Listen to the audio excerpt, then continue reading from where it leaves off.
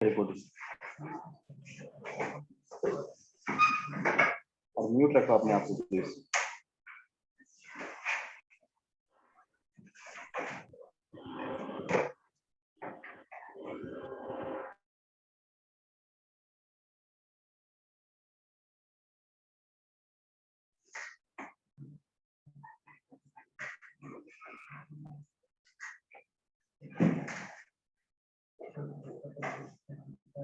ठीक है, देखो अगर आपने कोई डेटा डेटाबेस में सेव किया और सेव होने के तुरंत बाद आप ये चाहते हैं कि आपको एक मैसेज आए कि you have saved data in the database, option, ठीक है। तो अगर आप ऐसे कुछ फंक्शन बनाए, म्यूट रखिए यार अपने आप को, यहाँ पर डिस्टर्ब कर रहा है, नहीं तो फिर मैं सब उठाऊंगा इसे।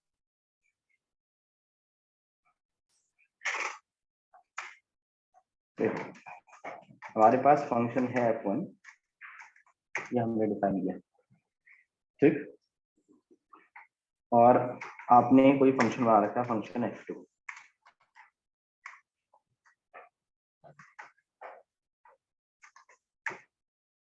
ठीक। आपने यहाँ पर कुछ भी वैसे प्रोसेस कर रखी है,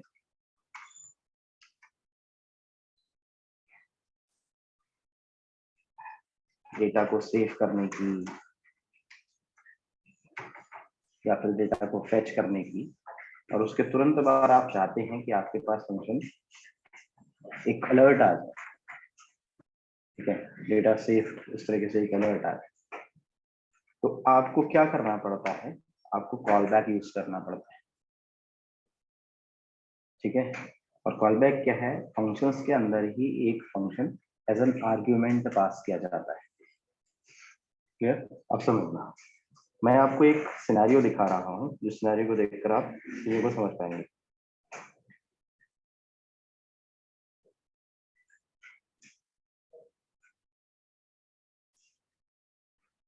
क्या किया मैंने, लेट्स से मैंने गूगल पर jQuery कॉल बैक फंक्शन ऐसा सर्च किया,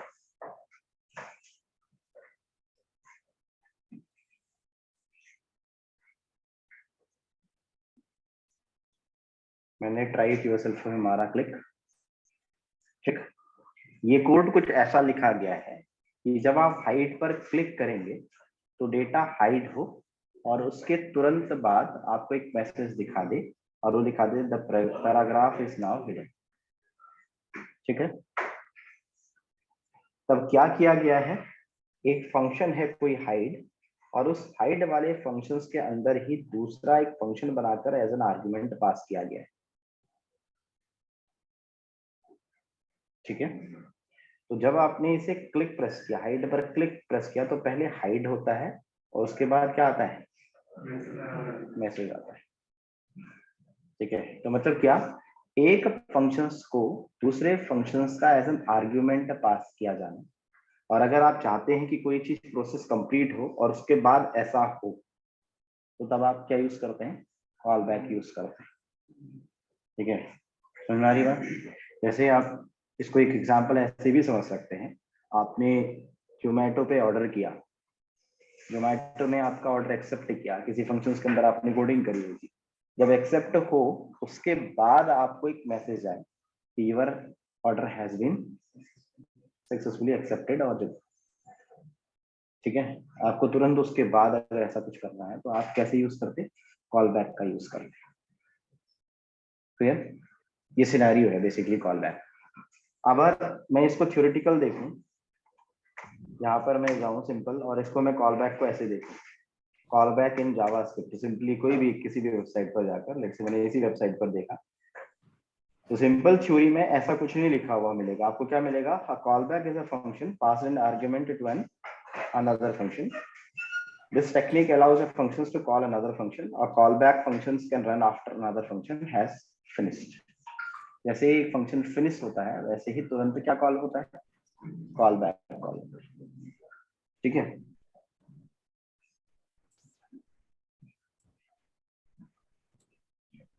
आधे घंटे तक तो यही होता रहेगा।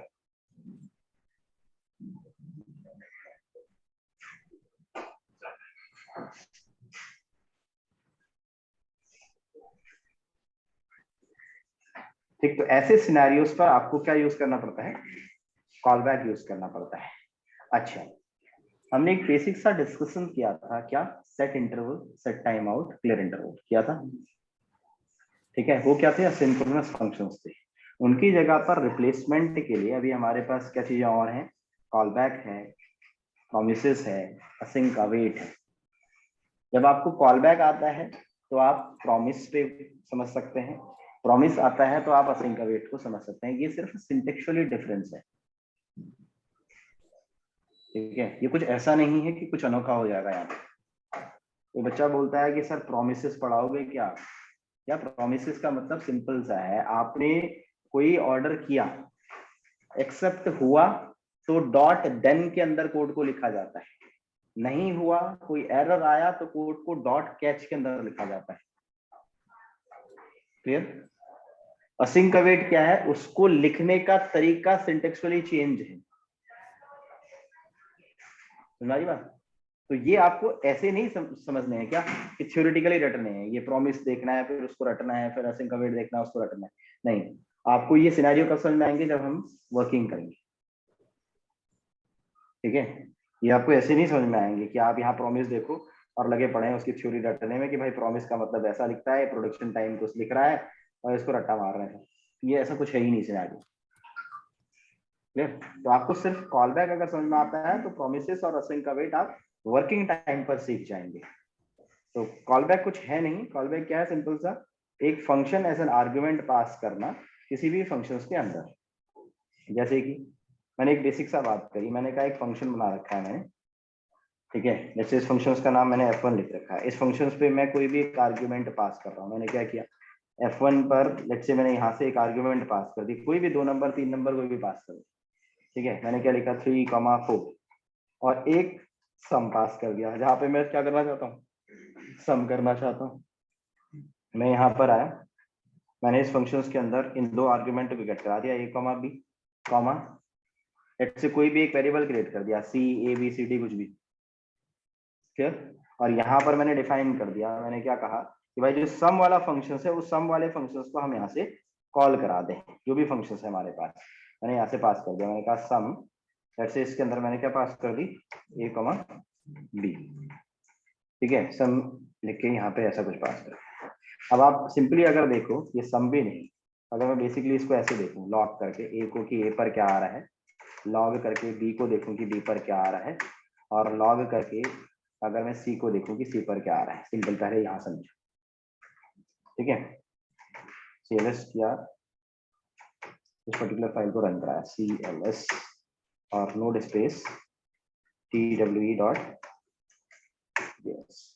ठीक है, तो क्या कह रहा है अभी, सम इज नॉट डिफाइंड, मतलब सम मैंने डिफाइन नहीं कर रखा, एक आर्ग्यूमेंट यहाँ से पास कर रखा है। अच्छा, अगर मैं यहाँ पर लिखूं फंक्शन सम, ठीक है, और इसे रन कराऊं, देखो एडमिट किया आपने, तो क्या हुआ है बेसिकली, आपने 3,4, क्या किया है, सम, और आपने एक फंक्शंस के अंदर एज एन आर्ग्यूमेंट किसको गेट करा रखा है, सी को, और सी के पास आ क्या रहा है बेसिकली, फंक्शन सम, और सम फंक्शन मैंने कहीं यहाँ बना रखा है। अच्छा, अगर मैं यहाँ पर कुछ भी करूं, ठीक है, म्यूट रख भाई, कौन है, म्यूट करना, मेरे को कान पे आ रही है आवाज बार बार।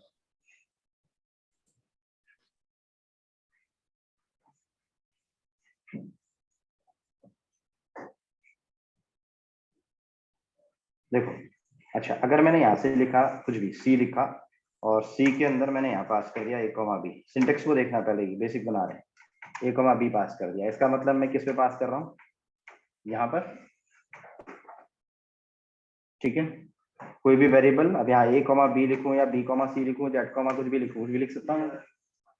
ठीक, और यहाँ पर मैंने करा दिया लेट्स से लॉग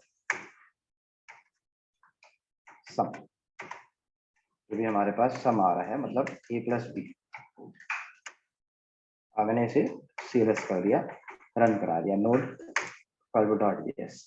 तो यहाँ पर मेरे पास पहले क्या हो रहा है, 3,4 आता है, और उसके बाद मैं इसके अंदर से किसे कॉल कर रहा हूँ, एक दूसरे किसी फंक्शन को कॉल कर रहा हूँ। तो बेसिकली क्या, अगर इसको थ्योरेटिकली देखें तो हमने क्या कर रखा है, एक फंक्शंस के अंदर दूसरे फंक्शंस को एज एन आर्गुमेंट पास कर रखा है, ठीक है। और यूज क्या है, यूज ऐसा है कि अगर हमें इसे कंप्लीट करने के बाद, जैसे मान लो मेरे से अगर कहा जाए कि भाई यहाँ पर मैंने डेटा को सेव करने का पूरा कोड लिखा है, ठीक, जैसे डेटा सेव होगा, जो भी कुछ होगा, ये प्रोसेस का कोड लिखा है।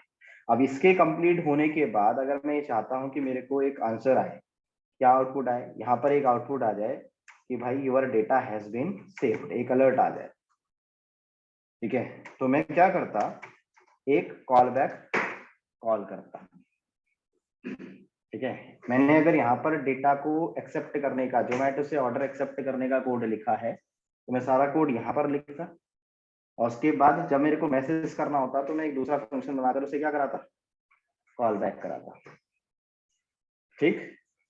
तो अगर आप इस फंक्शंस को डिफाइन कर रहे हैं, जैसे कि आपके पास सी वाला फंक्शन है, इस वाले फंक्शंस को, इसको मैं कॉपी करता हूँ, नोटिस करना, आप सिंटेक्स चेंज करेंगे अगर कॉपी, ये एक बेसिक सा सिनेरियो था। अगर मैंने एक फाइल क्रिएट करी, तो इंटरव्यूअर कभी पूछे तो आपको सिंपल सी बात करनी है क्या, कि कॉल बैक क्या है, फंक्शंस के अंदर एक फंक्शन एज एन आर्गुमेंट पास करना। ये क्यों किया जाता है, एक प्रोसेस को कंप्लीट करने के बाद अगर हम कुछ दिखाना चाहते हैं उसके तुरंत बाद, ठीक है, तो हम कॉल बैक का यूज करते हैं इसी प्रोसेस पे। हमने क्या किया है, हमने कोई फंक्शन बनाया है, F1 करके फंक्शन बनाया, राइट, यही था फंक्शन, ठीक है। फंक्शंस को एज एन आर्गुमेंट पास कर रखा है, ए कॉमा बी कॉमा क्या कर रखा है यहाँ पे, सम, ठीक। इसको एज एन आर्गुमेंट गेट करा रखा है, बस एरो फंक्शन में चेंज कर रहा हूँ इस सिंटेक्स को, ठीक है। यहाँ पर आर्गुमेंट बना रखा है, आर्गुमेंट हमारे पास जो भी वैल्यूज है, जैसे यहाँ से मैंने वैल्यूज लिखी 3,4, और ये समझ में कब आएगा, ये रिएक्ट के साथ में समझ में आएगा, ये थ्योरी पढ़ रहे हैं अभी, ठीक है, क्योंकि यहाँ पर ऐसा नहीं दिखा सकते ना कि भाई डेटा सेव हो गया, ये देखो आप दिखा रहा हूँ ऐसा, ठीक है, तो उसको तो यहाँ पर नहीं दिखाया जा सकता है, यहाँ पर थ्योरी में समझा रहे हैं कि भाई देखो ऐसा होने पर ऐसा कुछ हो रहा है। तो आप यहाँ पर पेज पर आए, तो मैंने लिखा ए कॉमा बी कॉमा सी, ऐसे मैंने सी गेट करा रखा है। अब सी को मैंने क्या किया है, बेसिकली सम लिखा था, ठीक है, तो मैंने सम यहाँ पर बनाया, ठीक है। अच्छा, क्या करा, इन दोनों का सम करना है, तो सम मैंने लेट से यहाँ पर कर दिया, ए कॉमा बी गेट कराया किस पर, सी पर पास कर दिया, ऐसा किया था कुछ, ठीक है। और इस सम के अंदर यहाँ पर क्या कर दिया है, कंसोल डॉट लॉग, किसको, जो भी ए प्लस बी है ना, यही सिंटेक्स था जो इससे पहले लिखा गया था, बस इस बार इसको कैसे लिखा गया है, एरो फंक्शंस के अंदर लिखा गया है, HIRWTEN.js, सेम है, ठीक है, वही कोड है जो इसको पहले बताया गया है कि भाई देखो ये एज एन आर्गुमेंट किसी फंक्शंस को पास किया गया और फंक्शंस को यहाँ पर लिखा गया है। अच्छा, इसी फंक्शंस को मैंने कॉपी किया, मैंने एक अगली फाइल बनाई, जैसे क्या लिख दिया 14.js, ठीक, पेस्ट कर दिया। यहाँ पर मैंने एक फंक्शन बना रखा है, sum is equal to something, ये मैंने फंक्शंस को डिफाइन कर रखा है, ठीक है, इस वाले फंक्शंस को। यहाँ पर मैंने क्या किया, सी बनाया,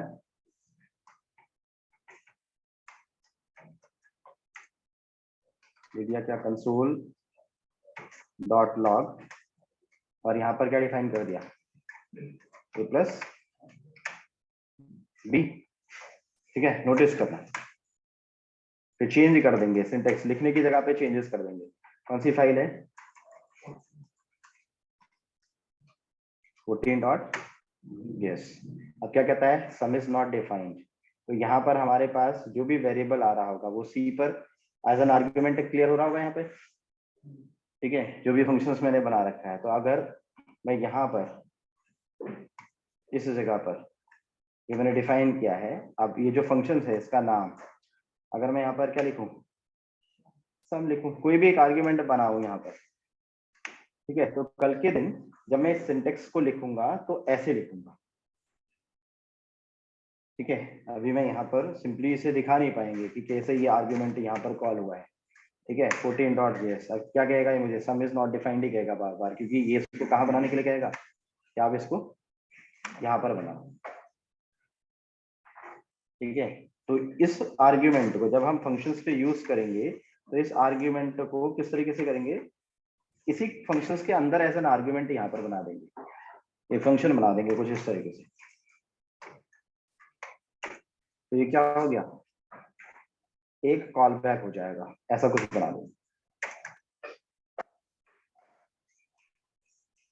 ये जो भी कुछ करना होगा यहाँ पर वर्किंग होगी, जो भी आपको वर्किंग करानी होगी वो आप वर्किंग किसके अंदर करोगे, यहाँ पर। और इसके अंदर आप क्या कर रहे हो, अपना कोड कर रहे होगे ऐसा। यहाँ पर आपने डिफाइन करा, जैसे आपने क्या करा, console.log गुड मॉर्निंग लेट से यहाँ पर लिख दिया, ठीक है। और उसके बाद आपने कॉल बैक कॉल कर रखा है, तो आपने लिखा क्या, console.log यहाँ पर लेट से गुड आफ्टरनून, ये आपने सिंपल लिखा है। और आप इस पर्टिकुलर प्रोग्राम को अगर लिखते हैं CLS और 14.js को चलाते हैं तो अब क्या कहता है, थर्ड लाइन में, कहाँ पर, थर्ड लाइन में, ठीक है। यहाँ पर हम लोग आए, CLS मैंने डिफाइन किया 14.js, ठीक है। अभी भी मुझे क्या दिखा, ये अनएक्सपेक्टेड सेमीकोलन का कहीं एरर दिखा रहा है, ठीक है। तो जब हम वर्किंग करेंगे तो हम कुछ इस तरीके से डिफाइन करेंगे इस चीज, ठीक है। इस पर्टिकुलर फंक्शंस को लिखने का तरीका कुछ ऐसा होगा, यहाँ पर एज एन आर्ग्यूमेंट पास करके इस तरीके के सिंटेक्स को यूज किया जाएगा। यहाँ पर हम लोग सारा जो भी कोडिंग होगी वो करेंगे और उसके बाद इस पर्टिकुलर फंक्शंस के अंदर ये वर्किंग करेंगे, ठीक है। ऐसा कुछ कोड होगा 14.js पर। ये सेमीकोलन मिसिंग सिंटेक्स की वजह से मुझे एरर दे रहा है अभी, तो हम कोड पे देखेंगे तो हमें क्लियर होगा कौन सा है, सेमीकोलन मिसिंग है ना, बट सेमीकोलन मिसिंग अभी आने दो, ये सिंटेक्चुअल मिस्टेक है। कहाँ पर आ रहा है, सिंटेक्स एरर पे लाइन नंबर देखो पहले, किसके बाद आ रहा है, गुड मॉर्निंग के बाद, यहाँ पर आ रहा है ना, देखा इस जगह पे आ रहा है। ये मैंने कोडिंग करी, कंसोल को क्लोज किया, ये कौन सा है, मेन फंक्शन है,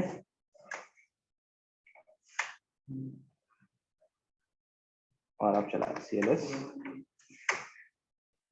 तो ये सिंटेक्चुअली एरर है, किसकी वजह से, यहाँ पर सेमीकोलन का एरर। बट हमारे को बेसिकली ये समझना है, यहाँ पर तो दिखाएगा ही जावास्क्रिप्ट के साथ में कोडिंग पे एरर देगा, यहाँ पर हम डेटा को सेव करने वाला कोड लिखेंगे और जो भी हमें मैसेज दिखाना होगा वो मैसेज कहाँ पर दिखाएंगे, यहाँ पर दिखाएंगे। अलर्ट वलर्ट जो भी कुछ करना होगा वो ऐसे लिखा जाएगा इस पर्टिकुलर कोड, ठीक है। ये बेसिक सिंटेक्स चलेगा किसका, कॉल बैक का, जब हम रिएक्ट पे वर्किंग करेंगे तब। क्लियर हुई बात, कि तब ऐसे नहीं करेंगे, मतलब एक अलग से फंक्शनल बनाकर ऐसे ना करके हम डायरेक्टली कहाँ पर डिफाइन कर लेते हैं, एक ही लाइन पर ऐसे दिखाएंगे कि भाई जो अलर्ट का मैसेज है वो यहाँ पर हमें दिखाई दे, ऐसा, ठीक। क्लियर है, इसको कॉल बैक बोलेंगे हम रिएक्ट पर जब यूज करेंगे, ठीक है। अब वो सिंटेक्चुअली एरर यहाँ पर दिखाएगा जावास्क्रिप्ट के साथ में। अब हम पेज पर आए, ये बेसिक सा कॉल बैक रहेगा जो सिंटेक्स हम फॉलो करेंगे। अगली चीज, अगर हम बात करें क्लोजर की, अभी क्लोजर क्या चीज है, कॉल बैक में आपको थ्योरेटिकली सिर्फ इतना समझना है कि एक function as an argument pass होता है, जब एक काम कंप्लीट होता है तो तब क्या कॉल हो जाता है, कॉल बैक हो जाता है, मतलब अलर्ट कराना, मैसेज कराना, किसी को कोई भी सब्सक्रिप्शन का मैसेज दे देना, तब हम कॉल बैक के अंदर वो कोड लिखते हैं। सिर्फ इतना थ्योरी है, ठीक है। और सिंटेक्स ऐसा फॉलो किया जाएगा रिएक्ट के केस में।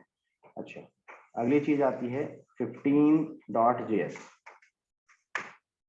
हमारे पास कोई फंक्शन है, जैसे फॉर एग्जांपल मैंने एक वेरिएबल बना रखा है a इज इक्वल टू 10, और मैंने एक फंक्शन बना रखा है फंक्शन f1, और इस फंक्शंस के अंदर लेट्स से मैंने लॉग करा रखा है किसको, a को, और अंदर ही कर रखा है कुछ a++। अगर मैं फंक्शन f1 को कॉल करूं, फिर से f1 को कॉल करूं, फिर से पर्टिकुलर f1 को कॉल करूं, मैंने 2-3 बार f1 को कॉल करा रखा है। प्रोग्राम को समझ, मैंने लिखा नोड 15.js, ये पर्टिकुलर फाइल रन कराई, तो हमें क्या मिल रहा है 10 11 12, और ऐसा ही होना चाहिए, ठीक। अगर मैंने किसी पर्टिकुलर लाइन पर, मैं टॉपिक पढ़ा रहा हूँ क्लोजर, ठीक है, टॉपिक क्या है, क्लोजर है, मैंने यहाँ पर कोई वैल्यू पे डिफाइन कर दिया, मैंने लिखा 40, और फिर से मैंने इस f1 को कॉल कराया, तो ये थ्योरेटिकल टॉपिक्स हैं, ठीक है। मैंने यहाँ पर f1 को फिर से कॉल करा दिया। अब आप नोटिस करो, तो ये क्या हो जा रहा है 40 41। अगर मुझे ये चाहिए कि वैल्यू अगर f1 कॉल होता रहे तो 10 11 12 13 14 यही हो, क्या चाहिए 40 41 ना हो, ठीक है, क्या होता रहे 10 11 12 13 14 ऐसा ही होता रहे। तो कैसे कर सकते हैं, कोई सिनेरियो, मैंने एक चीज और एक हेल्प कर देते हैं, यहाँ पर एक ही वैल्यू मैंने बाहर डिफाइन कर रखी है, इसका मतलब ये क्या है ग्लोबल वेरिएबल है, और क्योंकि कुछ आगे इसके अंदर लिखा ही नहीं है, ठीक है, तो ये ग्लोबल हो गया, और ग्लोबल है तो मैं इसे बाहर से एक्सेस कर पा रहा हूँ, तो ये बाहर एक्सेस करके 40 करता है, तो अगली लाइन पर ये 40 41 कर देता है। ये प्रॉब्लम ये है इसकी, तो इसको सॉल्व कैसे कर सकते हैं, समझ आ रही बात, क्वेश्चन समझ में आया, ठीक है। मुझे क्या चाहिए, मुझे 11 12 के बाद 13 14 15 ऐसा चलता रहना चाहिए, क्या ना हो 40 41 ना हो। अगर मैं इस वेरिएबल को, जो भी मैंने वेरिएबल डिफाइन कर रखा है, इस वेरिएबल को उठाकर यहाँ पर लिख दूं, तो अब आप नोटिस कर लो, अगर मैं इसके आगे क्या लिख दूं वैर लिख दूं, अगर मैं इसे वैर लिख देता हूं और यहाँ पर इसे CLS पे रन कराता हूं, देखो तो ये क्या होगा, एक ही आता रहेगा, क्योंकि फंक्शन f1 अपने आप को बार बार कॉल करता रहेगा, तो क्या होगा 10 10 10 10 ही देता रहेगा, बार बार वैर की वैल्यू अंदर डिफाइन हो रही है, क्योंकि ये देख इस फंक्शंस के अंदर मैंने वैर इज इक्वल टू 10 लिखा है। अब जब भी मैं इस फंक्शंस को कॉल करूंगा तो दोबारा से क्या होगा, ये 10 होगा, ठीक है, तो हर बार क्या होता रहेगा, ये 10 ही होता रहेगा, ठीक। तो हमारे पास जो कॉन्सेप्ट आता है वो कॉन्सेप्ट आता है क्लोजर का।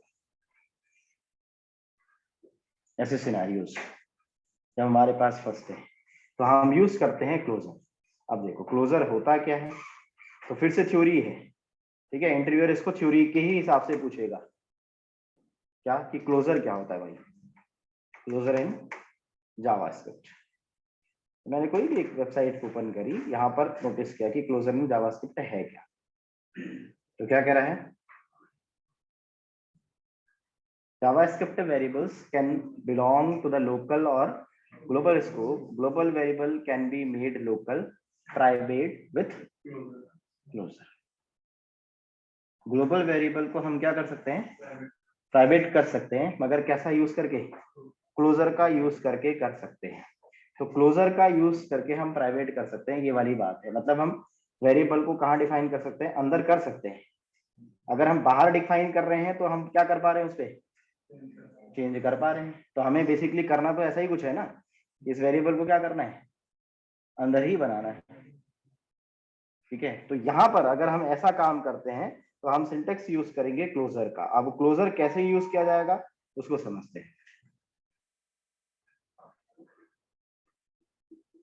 तो सिंपल सी डेफिनेशन है, a function can be accessed all variables defined inside the function like this, ठीक है। अच्छा, हमने क्या करना है, कोई भी एक फंक्शन बनाना है, जैसे मैंने एक फंक्शन बनाया, इस फंक्शन के अंदर कोई भी एक फंक्शन बना दिया। यहाँ पर फंक्शन कौन सा, f2 लेट्स से ये बना दिया, ठीक, फंक्शंस के अंदर फंक्शन। अच्छा, और इस फंक्शंस के अंदर पहले एक सिंपल से समझते हैं, फिर कोड को चेंज कर देंगे। यहाँ पर मैंने डिफाइन कर दिया, लेट्स से console.log a, या एक काम कर देते हैं।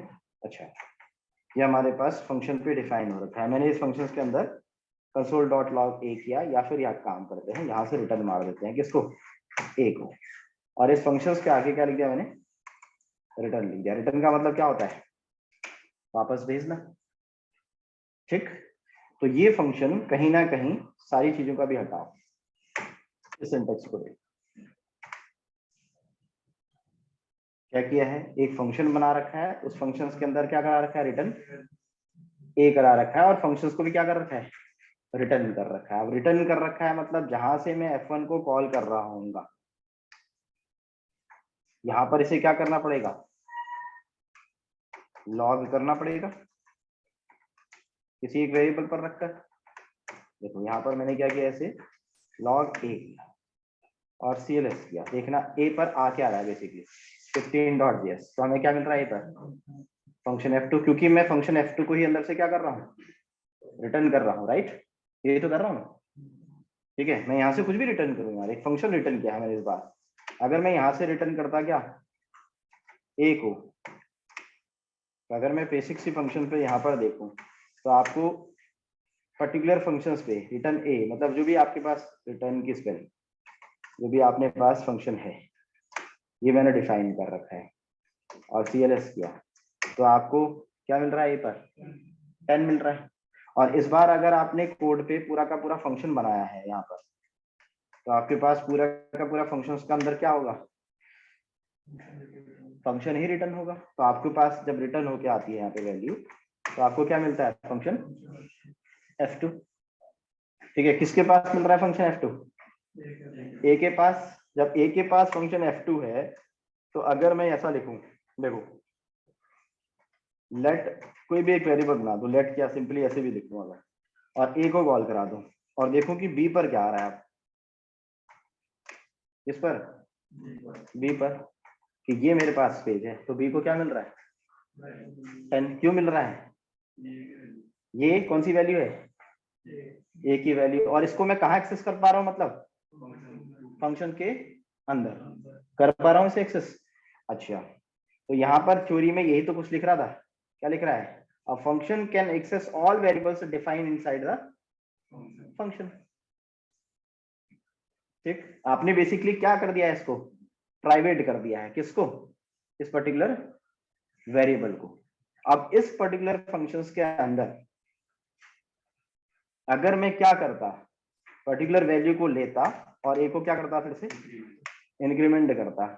अब मैं यहाँ पर अगर लॉग दोबारा से किसको करूं, बी को, और मैंने यहाँ से CLS किया, अब नोटिस करना, तो अब ये वाली वैल्यू क्या हो रही है मेरे पास, क्योंकि मैंने रिटर्न क्या कर रखा है, पहले कर दिया है ना रिटर्न, ठीक है। अच्छा, अगर मैं रिटर्न बाद में करता यहाँ पर, और मैंने CLS किया और पेज पर आया यहाँ पर, तो मुझे क्या मिल रहा है, 11. अब मुझे क्या करना है, बेसिकली हर बार जब भी मैं इस फंक्शन को कॉल करूं, तो मुझे क्या करनी है, वैल्यू इंक्रीज करनी है, ठीक है। जो भी मैं फंक्शन को कॉल कर रहा हूं, इसकी वैल्यू को मुझे इंक्रीज कराना। तो मैंने क्या किया, यहाँ पर लेट्स से इस फंक्शन f2 को कॉल कराया, CLS किया, तो हमारे पास अब जो भी फंक्शन है, अगर मैंने इस फंक्शन को कॉल किया, ये डिफाइंड है, ठीक है। तो अब मैं कर क्या रहा हूँ, फंक्शन f1 के अंदर से f2 को कॉल करा रहा हूँ, ठीक है। तो अब मुझे वैल्यू चाहिए प्लस प्लस करानी है, तो प्लस प्लस कैसे कर सकता हूँ, यहाँ पर मेरे पास वैल्यू आ गई है, इतनी कॉमन सी बात को समझना कि ये वैल्यू यहाँ पर लेके आ गया हूँ। ये वैल्यूज मेरे पास अगर नहीं है, तो यहाँ पर मेरे को इस पर्टिकुलर फंक्शन के अंदर वैल्यू डिफाइंड होके आ रही है इस जगह पर, पूरा ऐसा CLS 10 हमारे पास आ रहा है, ठीक। मुझे अगली बार में जब फंक्शन b को कॉल कराना है, तो मुझे क्या चाहिए, वैल्यू प्लस होती हुई चाहिए। तो कैसे कर सकते हैं? अब सिंपल सी बात, यहाँ पर कैसे करें? यहाँ पर हमें कुछ प्लस प्लस कुछ करना है, यही ऐसा ही कुछ करना है, ठीक है। और अगर मैं इस फंक्शंस को लेट्स से मैंने यहाँ पर भी नहीं लिख रखा है, ये भी डिफाइन नहीं कर रखा, सिर्फ क्या है। और अगर मैं दोबारा से इसे लिखता हूँ तो मुझे क्या मिलेगा? ये 10 ही मिलेगा। अगर मुझे अगले बार में क्या चाहिए? 11 चाहिए। हाँ, मैं बाहर से चेंज नहीं कर सकता हूँ। बाहर से क्यों नहीं चेंज कर सकता हूँ? क्योंकि वेर का स्कोप क्या होता है? यदि ना फंक्शन होता है, बाहर से चेंज नहीं कर सकता हूँ। मैं यहाँ पर अगर वैल्यू को a इज इक्वल टू 40 लिखूँ और सेव कराऊँ कंट्रोल प्लस एस, और क्या करूँ? CLS करके फाइल को रन कराऊँ note15.js, तो बाहर से चेंज नहीं हो रही वैल्यू। तो मैंने प्राइवेट तो कर दिया है, विद इन अ फंक्शंस का क्या है? स्कोप है। बाहर से ये वैल्यू क्या नहीं हो पा रही है? चेंज नहीं हो पा रही। ठीक। अच्छा, अब मुझे अगले बार में जब मैं एक्सेस करूं तो मुझे a की वैल्यू में इंक्रीमेंट चाहिए, तो कैसे कर सकते हैं? क्या सिनारियो बना सकते हैं?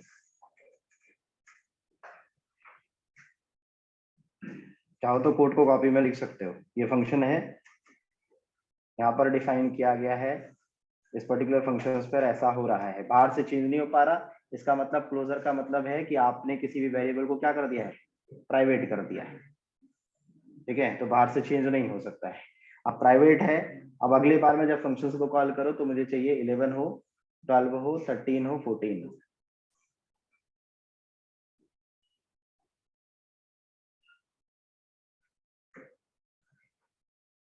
क्या करें? IT वाले जो हैं वो सॉल्व करें भाई। IT वाले कौन कौन है यहाँ पर? Online students please solve it. मैं तो सिंपल कोड लिख दूंगा, आपको आ जाएगा, रट दोगे इस कोड को, फिर फायदा क्या?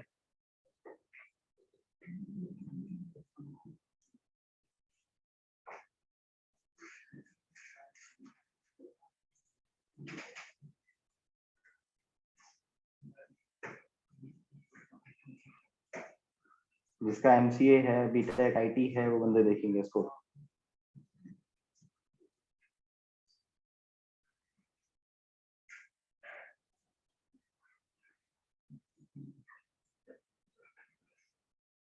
मुझे अगले बार में कॉल करके इसकी वैल्यू चाहिए 11।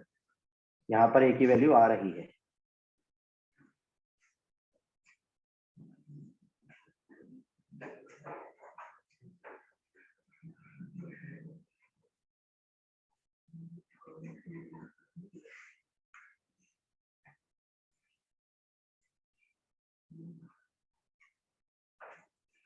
यूजर की डेफिनेशन में इतना ही था, अगर मुझे जो यूज करना है वो ऐसा करना है।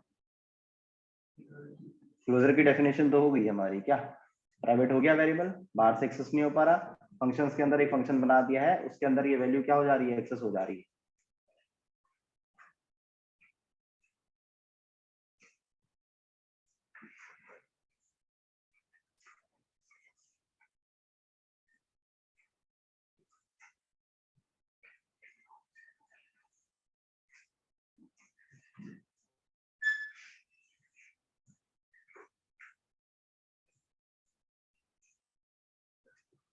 देखो, अगर मैं यहाँ पर लिखता हूँ a++ और इस पर्टिकुलर फंक्शंस को कॉल कराता हूँ, किसको?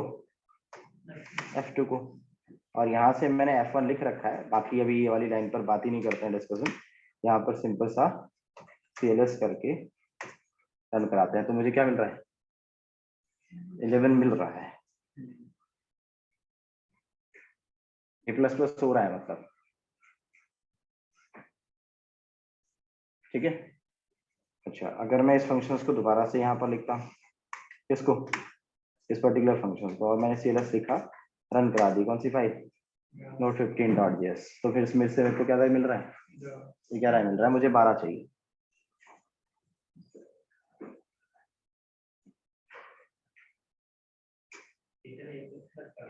क्या करूं? रिटर्न A++ करूं? यहाँ पर A++ की जरूरत नहीं है, CLS कराया मैंने note15.js।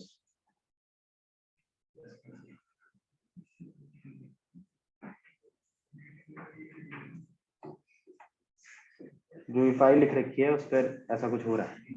हो तो रहा है भाई, ठीक है। कुछ 10 11 कुछ हो रहा है, प्लस प्लस भी होता है।